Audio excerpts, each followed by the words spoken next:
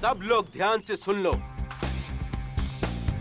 ये हैंडगन तो ठीक है, लेकिन ये हाई रेंज की गोलियां हम इस्तेमाल नहीं कर सकते, क्योंकि ये गोलियां सरहद पर सोल्जर्स इस्तेमाल करते हैं और शूटिंग रेंज के खेल में हाई रेंज की गोलियां इस्तेमाल करना गैर कानूनी है। और हम कानून के लफड़े में नहीं पड़ना चाहते। Okay guys, ready? Yes sir.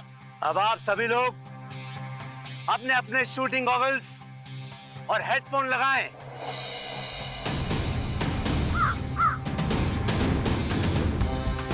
अब आप सभी लोग अपने अपने बंदूक उठाएं और अपने कंधे से लगाएं। आंख टारगेट पे और हाथ ट्रिगर पे, और जब मैं 3 बोलूं तो आप फायर कर देना। देखता हूं कौन कितना बड़ा निशानेबाज है। 1 2 3।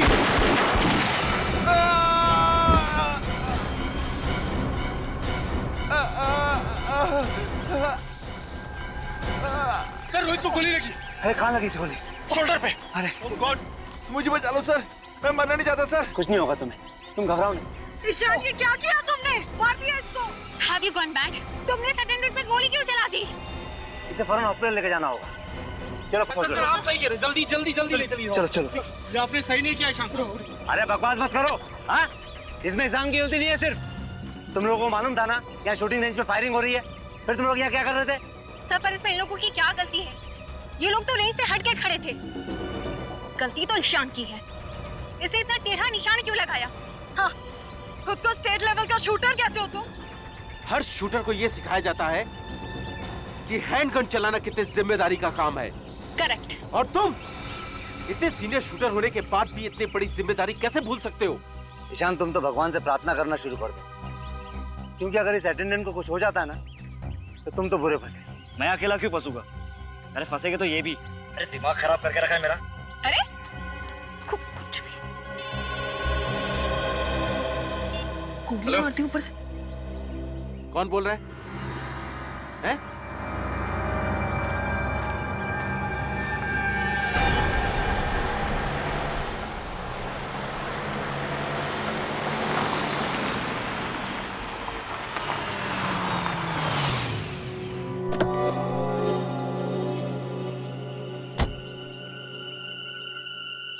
हेलो। हेलो, लेट क्यों हुआ? लेट क्यों हुआ? रास्ते में ट्रैफिक बहुत था, आ गया हूं ना। अंदर आ जाओ। अंदर? मैं अंदर आ गया हूं। सामने एक रूम दिख रहा है? हाँ दिख रहा है।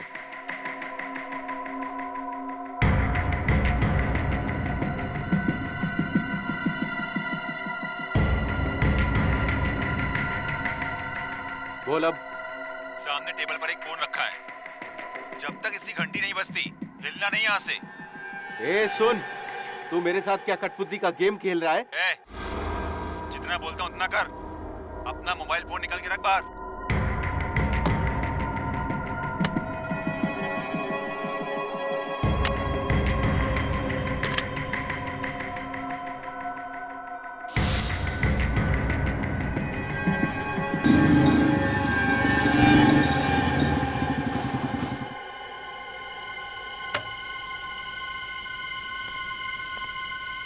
हेलो।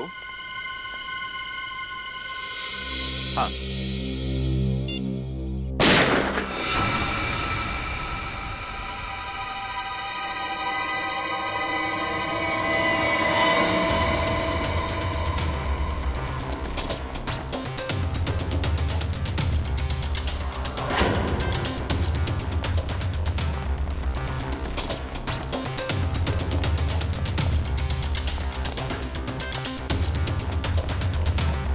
ये क्या?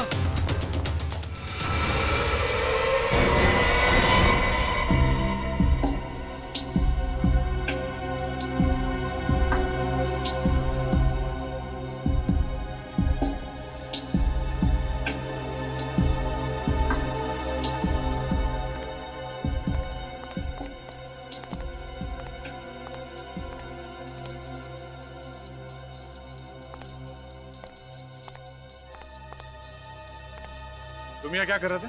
सर मैं तो एक लड़की की मदद कर रहा था। वो बेचारी अपने पति को ढूंढ रही थी और मुझे कहा कि इस मिल के अंदर आके ढूंढो। मैं यहाँ पे आ गया और मुझे आते से यहाँ पर गोली चलने की आवाज सुनाई दी और मैं यहाँ भाग के आ गया। जब तुम यहाँ पे आए थे तो इन दोनों लाशों के अलावा किसी और को भी देखा था? नहीं सर। आप जानते हैं कि ये दोनों कौन है? सर पता नहीं सर। आप इस मिल के मालिक हैं और आप जानते नहीं कि ये दोनों अंदर कैसे आए? हाँ? सर यही तो मैं भी सोच रहा हूँ, इनको मरने के लिए मेरा ही मिल मिला था क्या? खामखा मुझे परेशानी में डाल दिया। और सर ये मिल तो 5 साल से बंद है और यहाँ कोई आता जाता भी नहीं है और ये फ़ोन भी बंद पड़ा हुआ है।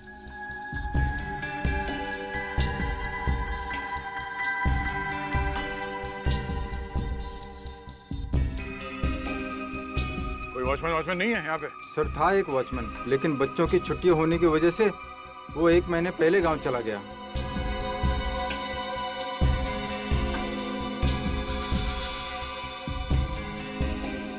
भैया। हाँ सर।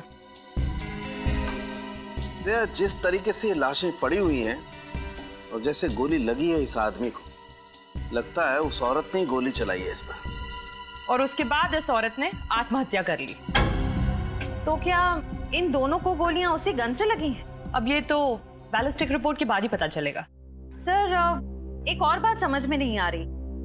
अगर उस औरत को इस आदमी को मारकर आत्महत्या ही करनी थी तो इस मिल में ये टेबल, कुर्सी, फोन, इस सब का इंतजाम क्यों किया होगा? ये वैलेट मिला इसके पास। इस आदमी का नाम ज्ञान है सर, जू में रहता है। और इस औरत की तस्वीर उसके वॉलेट में है सर। सर कहीं ये प्यार का मामला तो नहीं? हो सकता है, पर उसके लिए ये सब तामझाम करने की क्या जरूरत थी? सर एक और बात, मैंने इस ज्ञान का मोबाइल फोन चेक किया। इसमें आखिरी 15 कॉल्स किसी प्राइवेट नंबर से आए हैं। प्राइवेट नंबर से?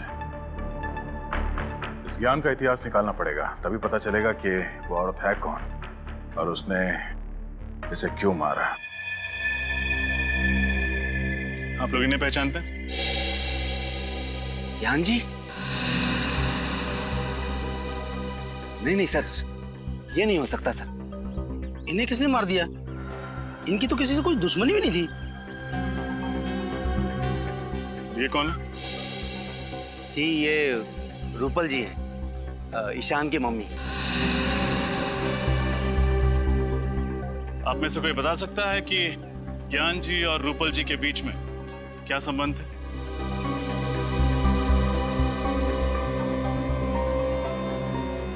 देखिए, हमें शक है कि रूपल जी ने ही ज्ञान जी का खून किया है और फिर खुद को गोली मार के आत्महत्या कर ली। सर रूपल जी और ज्ञान जी की तो सगाई हुई थी और वो दोनों अगले ही महीने शादी करने वाले थे। लेकिन क्या सर, लेकिन ईशान को ये रिश्ता मंजूर नहीं था। ये ईशान का है? जी वो रहा।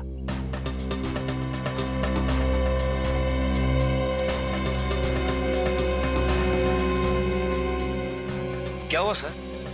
आपने इतना अर्जेंटली क्यों बुलाया? और ये लोग कौन है? हम लोग सीआईडी से। ईशान, हमें आपसे आपकी माँ रूपल जी और ज्ञान जी के बारे में कुछ बातें करनी है। देखिए सर, आपको मेरी मम्मी के बारे में जो पूछना है पूछिए, मगर मुझे ज्ञान जी के बारे में कोई बात नहीं करनी। देखिए ईशान, खून का मामला है, थोड़ा तो कोऑपरेट करना पड़ेगा। खून?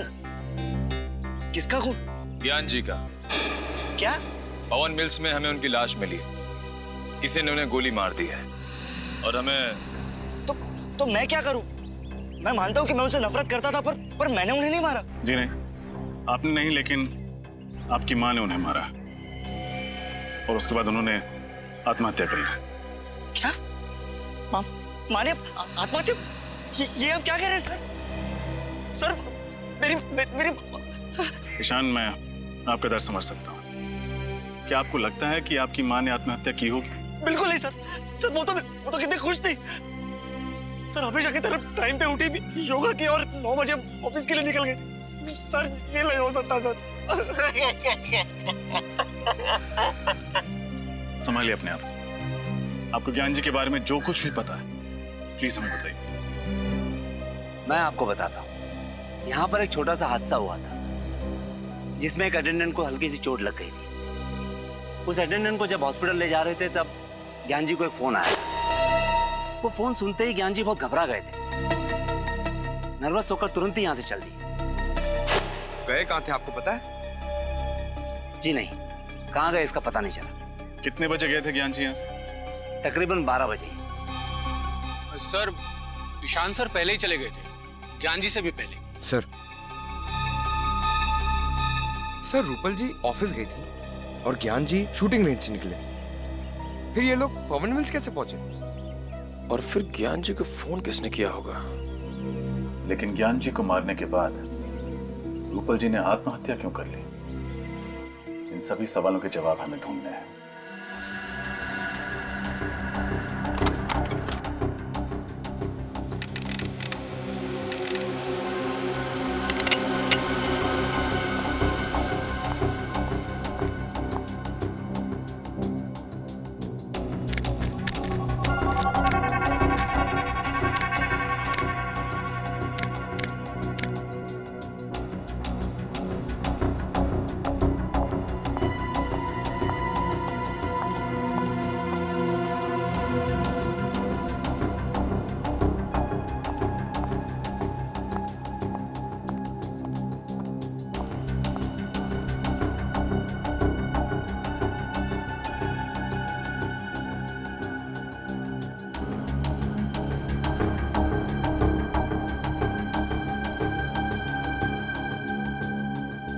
फाइल संभाल लेना, मैं फायर करने जा रही हूँ।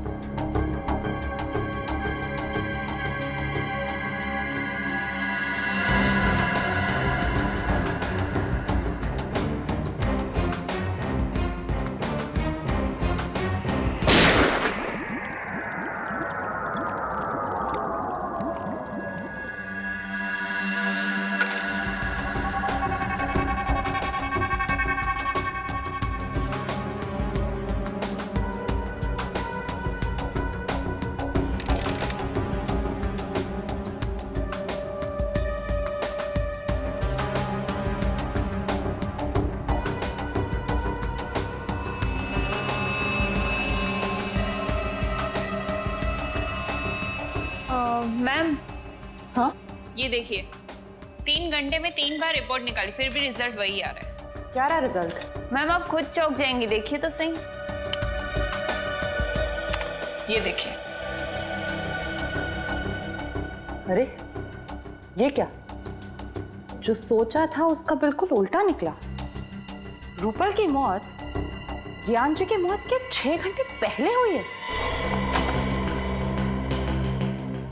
चेक कर लो अच्छी तरीके से, देखो कुछ मिलता है क्या। तो मुझे ऐसा लगा कि मैडम अपने फार्म हाउस में आराम करने गई होगी। तो अक्सर शनिवार रविवार जाया करती थी। आप उनके ड्राइवर हैं, आपको लेकर नहीं जाती थी क्या? तो जाती थी साहब, लेकिन इस बार पता नहीं। साहब उनकी मौत कैसे हुई? उनके सिर पे गोली लगी है और ज्ञान जी के सीने में। हमेशा क्या कि उन्होंने आत्महत्या की है। नहीं साहब, वो आत्महत्या क्यों करेंगी? क्या? ये तो पता चल ही जाएगा। आखिरी बार कब देखा आप लोगों ने मैडम को? साहब कल सुबह मैं खुद इन्हें ऑफिस छोड़ने गया था। कितने बजे? सर 9 बजे। 9 बजे। उसके पहले और उसके बाद में क्या क्या हुआ याद करके बताओ। जो चीज तुमको जरूरी नहीं लगे वो भी बताना, सब कुछ डिटेल में। ओके साहब, वो दिन मैडम लेट उठी थी, फिर जल्दी जल्दी तैयार हो गई और बगैर नाश्ता किए ही गाड़ी में आके बैठ गई। फिर 9 बजे मैं उन्हें ऑफिस लेके गया। फिर मैडम का 10:30 बजे फोन आ गया कि गाड़ी निकालो। फिर मैं उन्हें जंबो मॉल लेके गया। Jumbo mall? सुबह सुबह ऑफिस का काम छोड़ के 10:30 बजे वो मॉल चली गई? साहब मुझे भी बड़ा अजीब सा लगा, क्योंकि वो मुझे अपने साथ लेकर नहीं गई। क्यों? तुम्हें साथ क्यों लेके जाएंगे? पिछले 3 सालों से वो मुझे अपने साथ लेकर जाती थी, उनका सामान उठाने के लिए। अच्छा, मतलब मॉल जाने का कोई प्लान नहीं था उनका, अचानक चली गई वहां पे। सर सर लगता है रूपाली जी आत्मघाती स्वभाव की थी। ये देखिए, नाइट स्लीप 30 mg, ये नींद की गोली है सर, बहुत पावरफुल। Doctor Kundan, psychotherapist. पिछले 1 साल से दवाई खा रही है।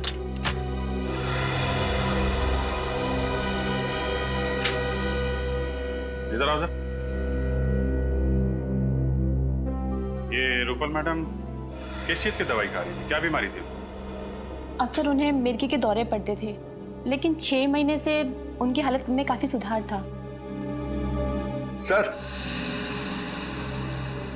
से देखिए, रूपल जी के लॉकर में पिस्टल मिली, लाइसेंस के साथ। Licence pistol? इसका मतलब रूपल जी ने आत्महत्या नहीं की? सर मैं कुछ समझा नहीं। अगर उन्हें आत्महत्या करनी होती तो अपनी पिस्टल से करती ना, या अपने घर में करती। घर से इतनी दूर मिल में जाके आत्महत्या क्यों करेंगे? सर हो सकता है रूपल ज्ञान जी को मारना चाहती थी, इसलिए इतनी दूर मिल में गई। ज्ञान जी को भी मारने के लिए अपनी पिस्टल साथ में लेके जाती विनीत। ये मामला कुछ और ही है। सर आपको किस पे शक है? फिलहाल तो सारी कड़ियां बिखरी हुई हैं। शॉपिंग मॉल, नींद की गोली, डॉक्टर का प्रिस्क्रिप्शन और लाइसेंस्ड गन। इन कड़ियों को जोड़ने पे ही पता चलेगा ज्ञान जी और रूपल जी के साथ क्या हुआ था। सर ज्ञान जी और रूपल जी दोनों टॉक नाउ कंपनी का मोबाइल यूज करते थे और मोबाइल कंपनी के मैपिंग के हिसाब से रूपल जी कल दोपहर 1 बजे जंबो मॉल में थी पंडारा रोड पर, और तब से उनका मोबाइल ऑफ आ रहा है। और ज्ञान जी? सर ज्ञान जी की लोकेशन ये देखिए सर। हाँ, 1 बजे शूटिंग रेंज से निकले और 2:30 बजे पहुंचे पंडारा रोड, और वहां से सीलिंग होते हुए बांद्रा लिंकिंग रोड से जूहू सर्कल पहुंचे 5 बजे, और 5:30 बजे वहां से निकलकर 6:30 बजे पहुंचे पवन मिल।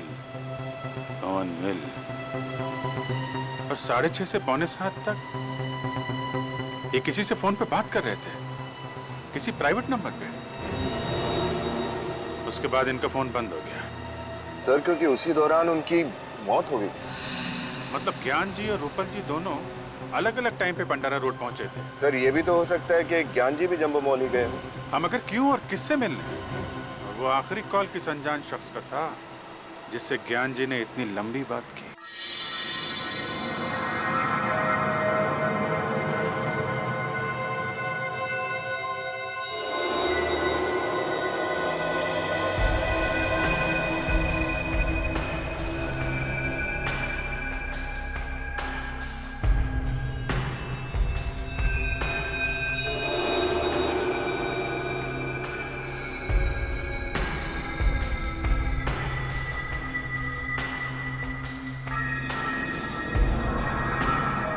रतन जी सर। आज हमें किसी भी हालत में स्टॉक्स की पूरी डिटेल मैनेजर को देनी है। जी सर। एक्चुअली में ये काम पिछले हफ्ते ही हो जाना चाहिए था, पता है तुम्हें? Sir I am sorry sir, मेरी तबीयत खराब हो गई थी, इसके लिए मैं नहीं आ पाया था सर।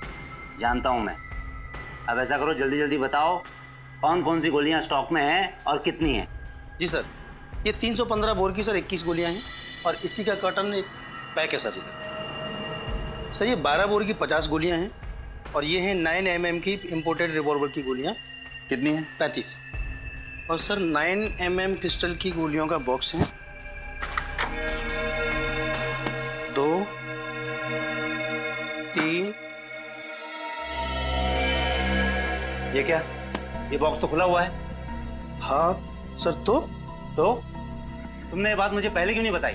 सर मुझे लगा कि ये बॉक्स आपने खोला होगा। अरे पागल हो गए हो क्या तुम? अगर ये बॉक्स मैंने खोला होता तो क्या मैं तुमसे सवाल करता? और ये क्या? इसमें 6 गोलियां गायब है, कहाँ गई वो 6 गोलियां? सर मुझे नहीं मालूम सर। सर आप मुझ पर शक कर रहे हैं सर। तो फिर क्या करूं? तुम्हारे अलावा और किसकी हिम्मत हो सकती है यहाँ से गोलियां ले जाने की? सर मैं पिछले 5 सालों से यहाँ काम कर रहा हूँ, और सर 5 सालों में एक भी खाली कारतूस इधर से उधर नहीं हुआ। सर ये 6 गोलियां मैं क्यों चुराऊंगा सर?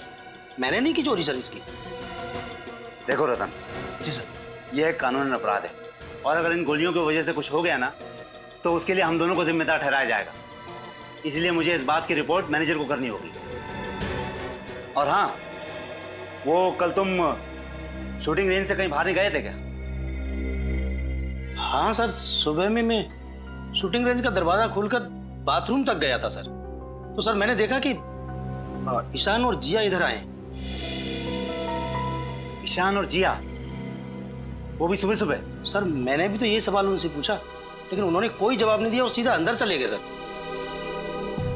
उन दोनों का सुबह सुबह यहाँ आना और शाम को मिस्टर ज्ञान का खून हो जाना,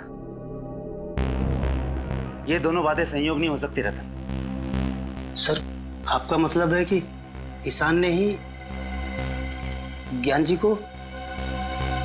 डॉक्टर तारिका, प्लीज मजाक मत कीजिए, ये हो ही नहीं सकता। फ्रेडी से मैं मजाक नहीं कर रही हूँ, आइए दिखाती हूँ। ये देखिए, रूपल की मौत दोपहर को 1 और 2 बजे के बीच हुई थी और ज्ञान जी को शाम को 6 और 7 बजे के बीच मारा गया था, ठीक उसी गन से जो गन हमें रूपल के हाथों से मिली थी। तो मतलब पहले रूपल जी का खून किया गया दोपहर को, और उसके बाद ज्ञान जी को मारा गया शाम को, और फिर उसी गन को मरी हुई रूपल के हाथों में थमा दिया। मतलब रूपल जी ने आत्महत्या नहीं की है, किसी ने प्लानिंग के साथ खून किया है उसका। हाँ, इस बात को साबित करने के लिए मेरे पास सबूत है। रूपल के पेट में से मुझे अजीनोमोटो, सोया सॉस और विनेगर के कुछ अंश मिले। डॉक्टर तारिका, ये सारी चीजें तो चाइनीज खाने में होती है ना? हाँ फ्रेडी सर, रूपल ने मरने से पहले चाइनीज खाना खाया था और इसके पेट में से मुझे भारी मात्रा में सिपोक्सिन मिला है, जो नींद की दवाई बनाने में इस्तेमाल किया जाता है। मतलब इन्होंने नींद की गोली ली थी या धोखे से दी गई थी, ये तो नहीं बता सकते, लेकिन जाहिर है जो इंसान नींद में होता है वो आत्महत्या तो नहीं कर सकता, क्योंकि मानसिक तौर पे वो इतना होश में ही नहीं होता है कि वो आत्महत्या कर सके। सर, जहां पर रूपल जी ने चाइनीज खाना खाया था, वो नींद की गोलियां शायद वहीं पे दी गई होगी। हो सकता है फ्रेडी, दया सर को इन्फॉर्म कर देता हूँ। हेलो दया सर। सर, हम एक चाइनीज रेस्टोरेंट में तो पूछ चुके हैं, वहाँ किसी ने रूपल जी को नहीं पहचाना। देखते हैं, शायद यहाँ कोई पहचान ले। ध्यान रखना, आगे जैसे कोई गलती नहीं होनी चाहिए। जी साहब। Sir, table for couple sir. नहीं, हम लोग खाना खाने नहीं आए, कुछ सवाल पूछने हैं। सवाल? कैसा सवाल? देखिए, हम लोग CID से हैं। Sorry sir. आप सॉरी क्यों बोल रहे हैं? हमें थैंक यू बोलने का मौका दीजिए। अच्छा ये बताइए कि परसों दोपहर को एक आदमी और एक औरत यहाँ खाना खाने के लिए आए थे और उसी दिन उनका खून कर दिया। श्रेया? खून? जी। ये दो। शैलेश? हाँ सर बोलिए। कल ये दोनों हमारे रेस्टोरेंट में आए थे ना? अरे ये औरत जिसने शेजवान फ्राइड राइस और मंचूरियन ग्रेवी का ऑर्डर दिया था और खाते आते उनको चक्कर भी आया था, खुद भी गिर गई थी और प्लेट भी नीचे गिरा थी। हाँ सर, इसी की वजह से तो आपने रसोइया को डांटा भी था। साथ में आदमी भी था ये? नहीं साहब, आदमी ये नहीं था, आदमी और कोई था। 30-32 साल उम्र होगी और पढ़ा लिखा लग रहा था। वो दोनों कितने बजे आए थे? करीब 12 बजे। दोनों खाना खा रहे थे कि अचानक मैडम बेहोश होकर गिर गई। हम सब बहुत घबरा गए, लेकिन वो आदमी बिल चुकाकर फटाफट मैडम को लेकर निकल गए यहाँ से। मतलब औरत जानबूझ के बेहोश नहीं हुई है, नींद की दवाई दी गई थी उसे। पेमेंट कैसे किया इन लोगों ने? क्रेडिट कार्ड से सर। क्रेडिट कार्ड से? क्रेडिट कार्ड की डिटेल चाहिए हमें जल्दी। गोली आप लोगों में से कोई पहचानता? यह है बैलिस्टिक रिपोर्ट। जो 6 गोलियां शूटिंग रेंज से गायब हुई हैं, ये उनसे मैच करती है।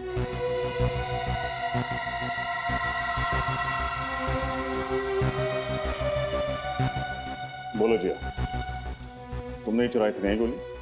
सर आप ये क्या कह रहे हैं? मैंने कोई चोरी नहीं की है। झूठ मत बोलो, कल सुबह सुबह ईशान के साथ तुम ही आई थी ना यहाँ? हाँ सर, ये बात सच है कि कल मैं और ईशान सुबह सुबह जल्दी पहुंच गए थे, लेकिन इसका मतलब ये तो नहीं कि मैंने कोई चोरी की हो। इनफैक्ट मैं तो अपनी जगह से हिली तक भी नहीं थी। बट यस, ईशान लगभग 15 मिनट के लिए कहीं गायब हो गया था, है ना ईशान? नहीं, मैंने किसी को नहीं मारा। भागने की कोशिश भी मत करें, तुम्हारी भलाई इसी में है कि सब कुछ सच सच बता दो। सर ये सच है कि 6 गोलियां मैंने ही चुराई थी, क्योंकि मैं ज्ञान सर से नफरत करता था और नहीं चाहता था कि वो मेरी माँ से शादी करे। इसलिए तुमने उन्हें मार दिया? नहीं, मैंने उन्हें नहीं मारा। ज्ञान सर को मारने के इरादे से मैंने गन में चुराई हुई 6 गोलियां डाली थी और उनका पीछा करते करते मैं पंडारा रोड के जम्बो मॉल तक भी पहुंच गया था, लेकिन मेरी गाड़ी अचानक एक भिखारी से टकरा गई, इसलिए उसे देखने के बहाने मैं बाहर उतरा। लेकिन जब मैं वापस गाड़ी में आया तो मैंने देखा कि मेरी गन सीट पे से गायब थी। वो गन जो तुम्हारी गाड़ी से चोरी हुई किस कंपनी की थी? ग्रे मेटल कंपनी की थी, 9mm बोर की थी। यही है वो पिस्टल? हाँ सर, यही गन थी। यही गन तो रूपल जी के हाथ में थी। झूठ बोल रहा है सर, ये फोन करने के बाद ये गन इसी ने वहां रखी थी और ये भिखारी वाली कहानी भी रची हुई है। ईशान, जब तक ये केस सॉल्व नहीं हो जाता तुम हमारी हिरासत में रहोगे, समझे? डॉक्टर कुंदन है क्लिनिक में? डॉक्टर कुंदन तो आज नहीं है। यही उम्मीद थी। कहाँ है इस वक्त? सीआईडी? क्या किया है डॉक्टर कुंदन ने? कल दोपहर 12:30 बजे पंडारा रोड के जंबो मॉल में एक चाइनीज रेस्टोरेंट में रूपल जी के साथ खाना खा रहे थे। सर, रूपल जी तो उनकी पेशेंट है और अगर उनके साथ खाना खाया भी है तो क्या हुआ? क्योंकि खाना खाने के 1 घंटे बाद रूपल जी की मौत हो गई। क्या? तुमने आखिरी बार डॉक्टर कुंदन को कब देखा था? सर, परसों शाम को, और हमेशा की तरह वो अपना आखिरी पेशेंट अटेंड करके चले गए थे और मैंने ये क्लिनिक बंद किया था। मतलब क्लिनिक की 2 चाबियां हैं, एक आपके पास रहती है, एक डॉक्टर कुंदन के पास। जी सर, और बल्कि मैंने भी सर का काफी फोन ट्राई किया पर सर का फोन बंद था। और अगर फोन बंद है तो उन्होंने रूपल जी को रेस्टोरेंट कैसे बुलाया? केबिन कहाँ है उनका, जरा दिखाइए।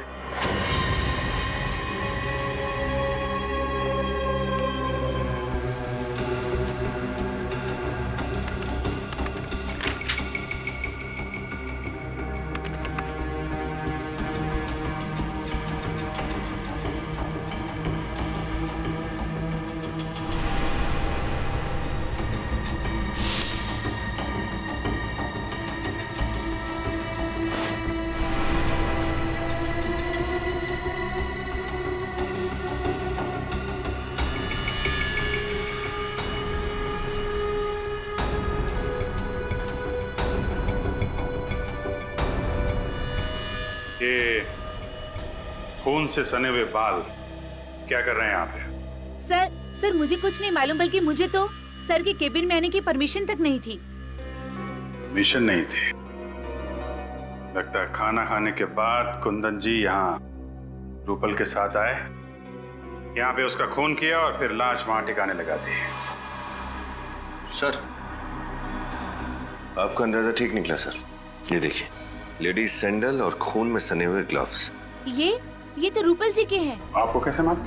वो सर, एक्चुअली मुझे ना इन सैंडल्स का डिजाइन बहुत पसंद था, बल्कि मैंने रूपल जी से पूछा भी था कि उन्होंने ये कहाँ से खरीदे। अगर रूपल जी का खून डॉक्टर कुंदन ने किया है तो फिर ज्ञान जी को भी इसी ने मारा होगा। सर, एक बहुत अजीब बात है। डॉक्टर कुंदन एक साइकोथेरेपिस्ट है, फिर उन्होंने मेडिकल स्कूल में मुर्दों की परीक्षण की परमिशन क्यों मांगी? हाँ? डॉक्टर कुंदन तो जिंदा लोगों के दिमाग का इलाज करते हैं, तो फिर मुर्दा घर में मुर्दों से क्या बात करने गए थे? चाहता क्या है आदमी?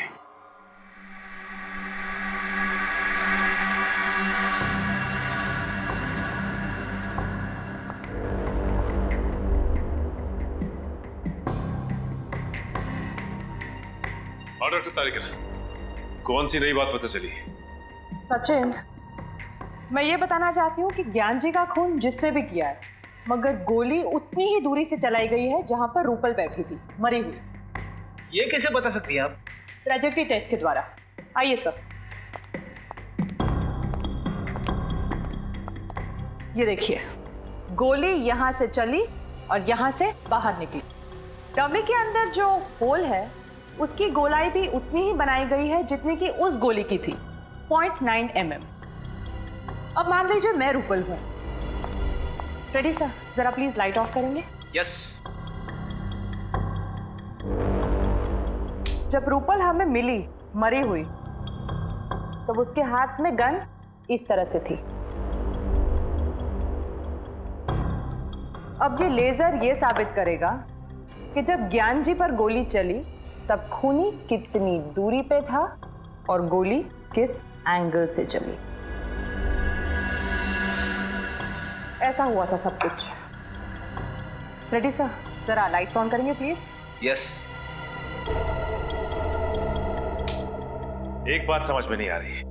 माना कि रूपल जी के हाथों में गन पाउडर लगा हुआ था, लेकिन जब ज्ञान जी की मौत हुई उससे पहले ही रूपल मर चुकी थी, तो फिर रूपल ने गोली चलाई तो चलाई कैसे? सर अगर ज्ञान जी को सामने से गोली मारी है तो फिर उन्होंने खूनी को देखा कैसे नहीं? और तो और उन्होंने अपने आप को बचाने की कोशिश कैसे नहीं की? रेडी, कुछ तो ऐसा है जो हम लोग देख नहीं पा रहे, क्योंकि दुनिया का कौन सा ऐसा आदमी होगा जो मौत को सामने से आता देख अपने आप को बचाना नहीं चाहेगा। आप सब लोग मेडिकल स्टूडेंट्स हैं, इसलिए रिगर मॉर्टिस की थ्योरी के बारे में तो आप सब लोगों को बहुत अच्छी तरह पता है। आज हम प्रैक्टिकली देखेंगे कि रिगर मॉर्टिस आखिर कैसे होता है। किसी भी आदमी के मरने के बाद उसके शरीर में केमिकल चेंजेस कैसे आते हैं। उसके मरते ही कुछ घंटे के अंदर उसका ब्लड ठंडा हो जाता है और उसके शरीर के अलग अलग हिस्से सिकुड़ जाते हैं। लगभग 3 घंटे बाद रिगर मोर्टिस का असर शुरू होता है और इसकी शुरुआत चेहरे से होती है और तकरीबन 12 घंटे बाद शरीर का पूरा खून जम जाता है और शरीर इतना ठंडा पड़ जाता है कि इसे हिला पाना नामुमकिन होता है। सर 48 घंटे से लेकर 60 घंटे के अंदर तक शरीर का सड़ना और गलना भी शुरू हो जाता है ना? करेक्ट, लेकिन इतने घंटे तक हम वेट नहीं कर सकते। हम लाश की वीडियो रिकॉर्डिंग करते हैं ताकि उसे बाद में देखा जा सके कि उस लाश पे उस रिगर मॉर्टिस का कितना असर हुआ। एक्सक्यूज मी सर, आपसे कोई मिलने आया है। ओके, एक्सक्यूज मी, मुझे कोई मिलने आया है। Hello doctor. Okay, hi, how are you? कैसे आप? मैं अच्छा हूँ, आप कैसे? या आई एम गुड। आप किसी परमिशन लेटर के बारे में जानना चाहते थे? हाँ, वो doctor Aarav, psychotherapist doctor Kundan ने इस लेटर के जरिए आपसे गुजारिश की थी कि वो यहाँ आकर देखना चाहते हैं कि मर जाने के बाद आदमी के शरीर में क्या क्या बदलाव आते हैं। Doctor Kundan, human psychology doctor, मैं जानता हूँ उन्हें। इन्होंने परमिशन ली थी, लेकिन अपने लिए नहीं, किसी और के लिए। क्या? कोई और आया था यहाँ पे राइगर मॉर्टिस की जानकारी हासिल करने के लिए? हाँ, एक लड़की थी, मेडिकल स्टूडेंट थी, 1 महीने में कई बार आती थी वो, और राइगर मॉर्टिस का लाशों के ऊपर क्या इफेक्ट होता है उसे देखती थी। उसके बाद अपने नोट्स बनाती थी। उसके बाद हम लोग जो सारा दिन रिकॉर्डिंग करते हैं, शाम को उसे भी लेके जाती थी। लेकिन इतनी टैलेंटेड और इतनी लगन वाली लड़की मैंने पहले कभी नहीं देखी। आई विश के वो बहुत बड़ी डॉक्टर बनेगी। और इस लड़की को डॉक्टर कुंदन ने भेजा था? जी। आपको उस लड़की का नाम याद है? इसका नाम जिया, जिया था उसका नाम। जिया? सर कहीं ये वही जिया तो नहीं जिसने ईशान के खिलाफ गवाही दी थी? सर मेरे पास उसका नंबर है, ये देखिए। मैंने भी जिया को कई दफा कॉल किया, ये उसका नंबर। तो नंबर मैच करना। रिगर मोर्टिस का असर धीरे धीरे शरीर के निचले भाग पर भी होने लगेगा। सर ये वही जिया है। वही जिया है। डॉक्टर कुंदन ने रूपल को मारने से पहले जिया को यहाँ पे राइगर मॉर्टिस की जानकारी हासिल करने के लिए भेजा, लेकिन क्यों? दया, हाँ? तुम्हारे इस क्यों का जवाब है मेरे पास। जवाब है?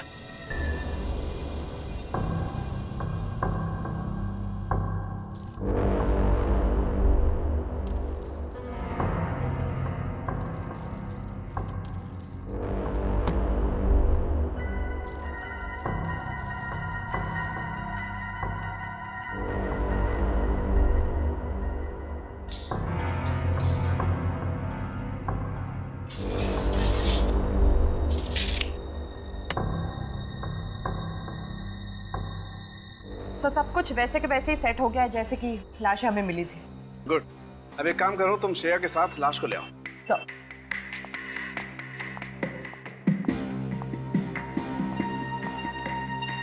डॉक्टर साहब, यहाँ पे पुतला, बाहर उस लड़की की लाश, अब यहाँ पर क्राइम सीन को रिकंस्ट्रक्ट करने की कोशिश कर रहे हैं क्या? हाँ दया, बिल्कुल वही कर रहा हूँ।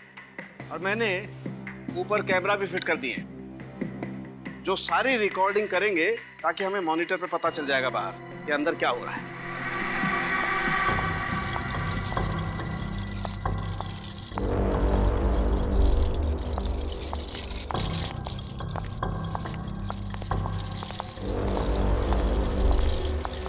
सालुंखे सर, इस औरत की लाश का क्या करेंगे आप? अभी पता चल जाएगा श्रेया। तुम एक काम करो, इस लाश को उस कुर्सी पर ठीक वैसे ही बैठा दो जैसे रूपल की लाश मिली थी। ओके। और जल्दी करो, इसे मरे हुए 2 घंटे 45 मिनट हो चुके हैं। 15 मिनट में रायगढ़ मोर्टी सेट हो जाएगा। Quick, fast. Okay. Good.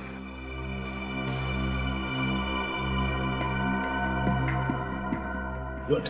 Tarika, अब तुम एक काम करो, बाहर जाकर के मॉनिटर चेक करो, देखो कि सारे कैमरा सही तरीके की रिकॉर्डिंग कर रहे हैं या नहीं।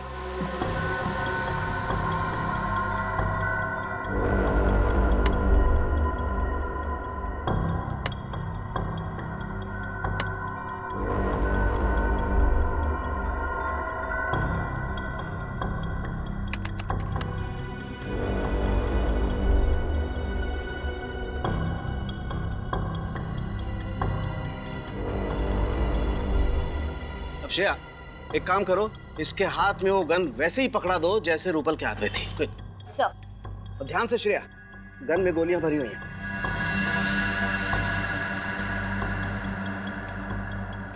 दया, बॉक्स में एक लकड़ी का पीस होगा, देखो जरा। ये हाँ।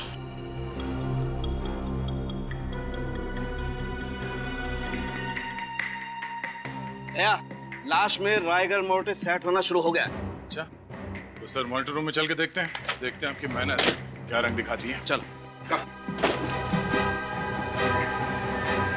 दया, जैसे जैसे रायगढ़ मोर्टिस लाश के चेहरे से उसके हाथों पर आता जाएगा, वैसे वैसे खूनी का चेहरा आईने की तरह साफ होता जाएगा। सर, जब ज्ञान जी को गोली लगी थी उस वक्त रूपल जी की मौत करीब 6 घंटे हो चुके थे, तो क्या हमें और 3 घंटे इंतजार करना पड़ेगा? इंतजार तो करना पड़ेगा दया, खूनी के दिमाग को परखना है तो थोड़ा इंतजार तो करना पड़ेगा। क्या सोच रहे हैं सर? श्रेया, अगर ये खून पहले से प्लान था तो हो सकता है कि चिंटू को यहाँ पे जानबूझ के भेजा गया। चिंटू का यहाँ पे आके लाश देखना भी प्लान हो, क्योंकि अगर चिंटू यहाँ पर नहीं आता तो हमें पता नहीं चलता इस लाश के बारे में। हो सकता है सर, लेकिन चिंटू कह रहा था कि उसे यहाँ किसी औरत ने भेजा था। हो सकता है खूनी कोई औरत ही है। इस केस में 2 औरत है, एक ये रूपल जो मर चुकी है और दूसरी ओह नो, इस चिंटू को फौरन यहाँ बुला।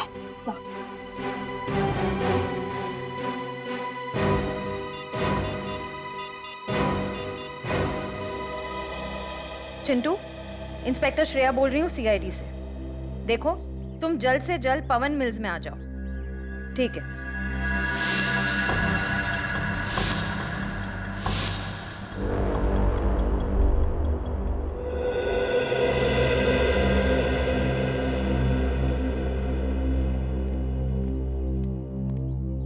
मैंने कुछ नहीं किया सर, मैंने जो कुछ देखा था आपको बता दिया। देखो चिंटू, घबराओ मत। तुमने बताया कि एक लड़की तुम्हें यहाँ पे लेके आई। जी सर। उस लड़की को देखोगे तो पहचान लोगे? हाँ? क्या ये लड़की थी वो? सर ये वही है सर। पक्का यही थी वो? यही है। इसका मतलब दोनों खून के पीछे जिया है।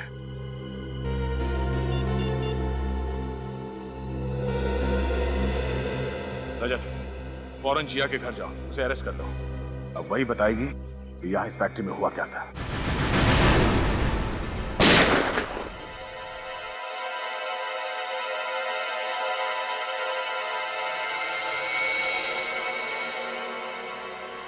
CID? वो भी इस वक्त? जिया जी, इतनी रात को आप शूटिंग रेंज में हो सकती हैं, तो हम क्यों नहीं? क्या मतलब क्या है आपका? मतलब ये कि आप एक मेडिकल स्टूडेंट हैं और एक मेडिकल स्टूडेंट को गन्स और गोलियों में दिलचस्पी। क्यों? मुझे शूटिंग का शौक नहीं हो सकता है क्या? हो सकता है, लेकिन मुर्दा घरों में जाकर रेगा मोटिस की पढ़ाई करना, ये बात कुछ हजम नहीं हुई। पवन मिल्स में एक आदमी को भेजना ताकि वो गोली की आवाज सुन के CID को खबर कर सके, ये बात भी कुछ हजम नहीं हुई जिया जी। मतलब आप लोगों को सब पता चल गया? जी हाँ, और हम ये भी जानते हैं कि तुम्हारे साथ एक और आदमी भी है जो तुम्हें ये सब काम करवा रहा है। बताओ कौन है वो? जी वो मैं।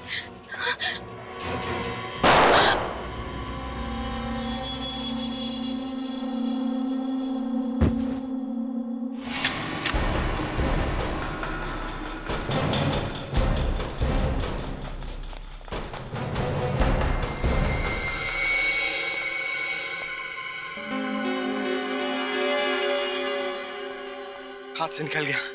हाथ से निकल गया, लेकिन सीआईडी के शिकंजे से नहीं निकल पाएगा। ये देख।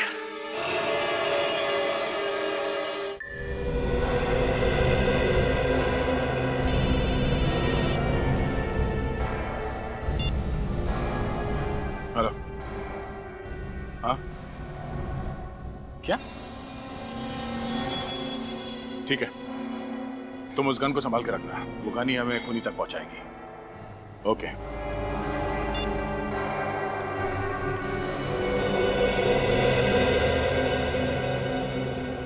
क्या हुआ सर? किसी ने जिया पे हमला कर दिया। क्या? यानी खूनी कोई और ही है? हाँ डॉक्टर साहब, और कितना वक्त लगेगा? बस 5 मिनट दया। 5 मिनट के अंदर ये रायगर मोर्टिस इसके हाथों पे सेट होना शुरू हो जाएगा बस।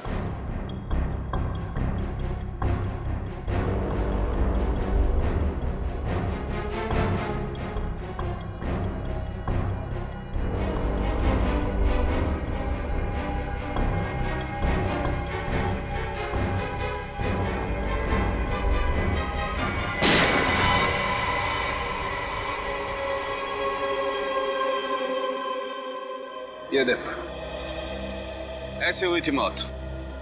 पर अगर ज्ञान जी के सामने रूपल जी की लाश थी तो उन्हें वो लाश दिखी कैसे नहीं? इसका मतलब है जरूर कुछ तो होगा ज्ञान जी और रूपल जी के बीच, जिसकी वजह से ज्ञान जी को रूपल जी की लाश नहीं दिखी। लेकिन क्या? अंदर चल के देखते हैं सर।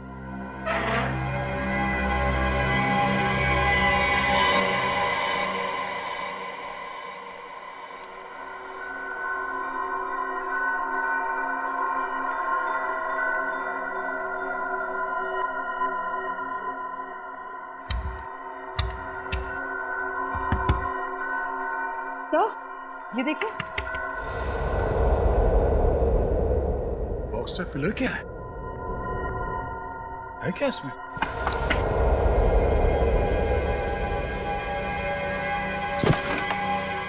अरे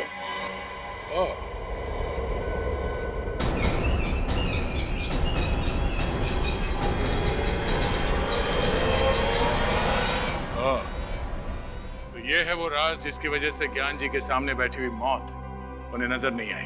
ये पर्दा देखो दया, ये छेद देख रहे हो पर्दे पे? पर्दे पर ये छेद गोली लगने की वजह से हुआ है। ये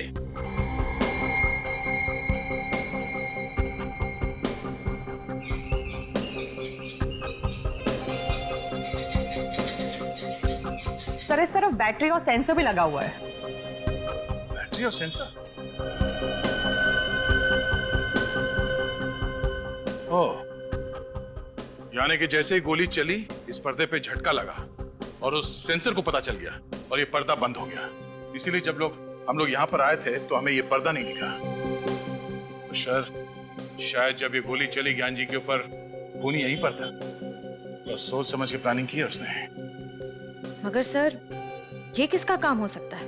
वही जिसे गन्स, गोलियां और राइगर मोर्टिस की बहुत अच्छी जानकारी है, और वो एक ही आदमी हो सकता है।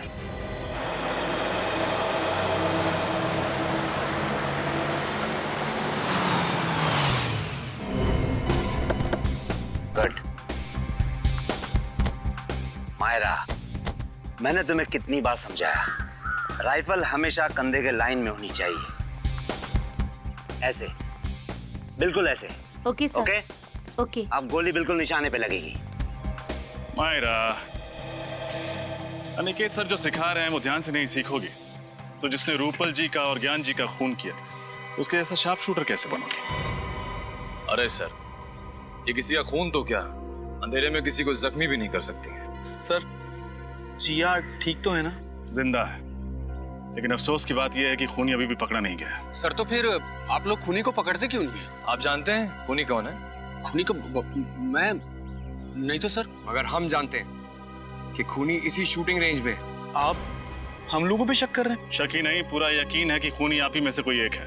कौन है वो? पहले आप ये बताइए कि शूटिंग रेंज में बिना चेकिंग के गोली या गन लाना या ले जाना मुमकिन है? नहीं, बिल्कुल नहीं, क्योंकि हमारी सिक्योरिटी बहुत चुस्त है। बिल्कुल सही कहा आपने। अब जरा ये देखिए, ये वही गन है जिससे जिया पर हमला हुआ था। क्या इस तरह की गन आपके शूटिंग रेंज में इस्तेमाल होती है? नहीं सर, इस तरह की गन तो हमारे यहाँ पर इस्तेमाल नहीं होती। तो फिर ये गन शूटिंग रेंज के अंदर आई कैसे? अच्छा, आप ये बताएंगे कि यहाँ पे कोई ऐसा आदमी है जिसकी इस शूटिंग रेंज में आते वक्त सिक्योरिटी जांच नहीं होती है? हाँ सर, एक तो ज्ञान जी और दूसरे अनिकेत सर। जब जिया पर हमला हुआ तब ज्ञान जी तो जिंदा थे नहीं, तो बचे सिर्फ अनिकेत सर।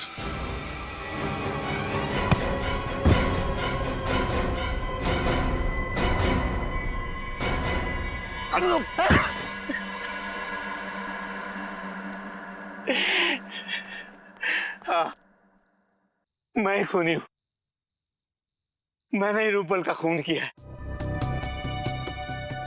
दरअसल मुझसे ज्ञान और रूपल का रिश्ता देखा नहीं जाता था। मैं रूपल को तब से चाहता था जब वो मेरे साथ कॉलेज में पढ़ा करती थी।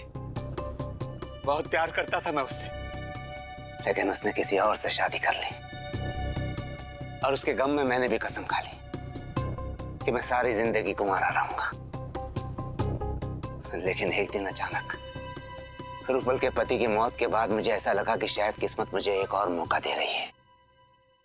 लेकिन इससे पहले कि मैं अपने दिल की बात रूपल को कहता, ज्ञान बीच में आ गया और मेरी आंखों के सामने मेरा प्यार और उसकी बेशुमार दौलत मेरे हाथों से खिसकती नजर आई। ये बात मुझसे बर्दाश्त नहीं हुई। इसलिए रिगर मोर्टिस का अनोखा तरीका अपनाने के लिए तुमने पहले रूपल जी को मारा? हाँ, और उसके लिए मैंने डॉक्टर कुंदन और जिया की मदद ली। सर, रिगर मोर्टिस इंसान के मरने के ठीक 3 घंटे के बाद उसकी लाश में असर होना शुरू हो जाता है। लेकिन क्या हम ये पता लगा सकते हैं कि लाश के शरीर का कौन सा हिस्सा कब सिकुड़ना शुरू होगा? सर, ये कहना तो थोड़ा मुश्किल होगा, लेकिन हाँ, नामुमकिन बिल्कुल भी नहीं है। अगर आप लगातार लाश का निरीक्षण और परीक्षण करेंगे तो इस लाश की एक एक पेशियां कहां और कब सिकुड़ने लगेंगी, इसका ज्ञान आप हासिल कर सकते हैं। उसके बाद तुमने क्या किया? फिर मैंने रूपल की लाश को ले जाकर पवन मिल्स में रख दिया।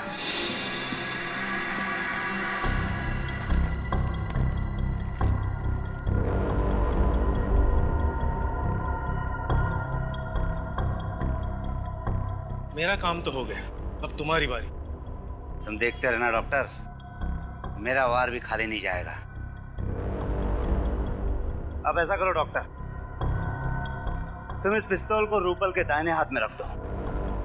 क्योंकि अभी तक रिगर मोर्टिस शुरू नहीं हुआ है, इसलिए पिस्तौल वाला हाथ दाहिनी ओर मुड़ जाएगा। तुम कहते हो तो मैं मान लेता, लेकिन मुझे यकीन नहीं हो रहा है कि तुम्हारा प्लान कामयाब होगा। अभी देखो डॉक्टर,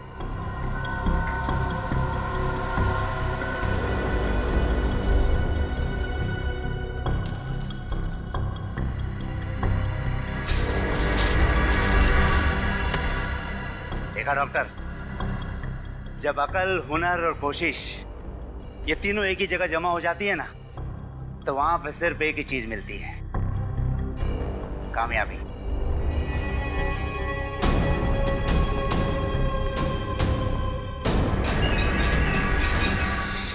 अब आप ये बताने का कष्ट करेंगे कि डॉक्टर कुंदन कहाँ पे है? वो मेरे घर पर है, मैंने उन्हें नींद का इंजेक्शन दिया है। अनिकेत, दौलत की लालच ने तुम्हें अंधा बना दिया। 2-2 खून कर डाले तुमने।